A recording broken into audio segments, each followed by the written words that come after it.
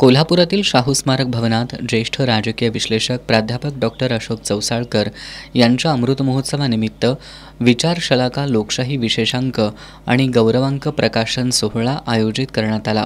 कुलगुरू doctor D Shirke यांच्या हस्ते फेटा, शाल, गौरवचिन्ह, श्रीफळ देऊन चौसाळकर यांचा सपत्नीक सत्कार करण्यात आला।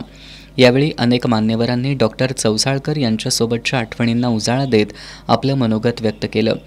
यावेळी बोलताना दिल्लीतील JNUचे निवृत्त प्राध्यापक डॉक्टर गोपाळ गुरू यांनी डॉक्टर चौसाळकर यांनी अस्सल जगणं म्हणजे काय याची शिकवण सर्वांना दिली आहे असं सांगितलं।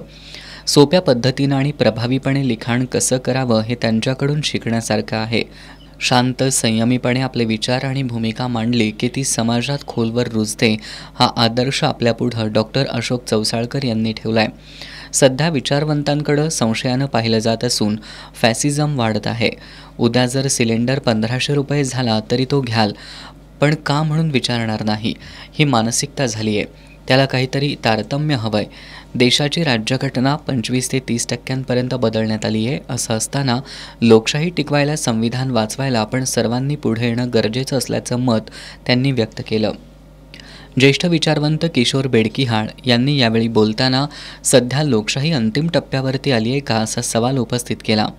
राज्य संस्था अत्यंत प्रबळ झाल्या आहेत आणि लोकशाही खिळखिळी झाली आहे। आजवरच्या इतिहासामध्ये नेहरूंसारखे पुन्हा पंतप्रधान होतील की नाही अशी शंका त्यांनी उपस्थित केली।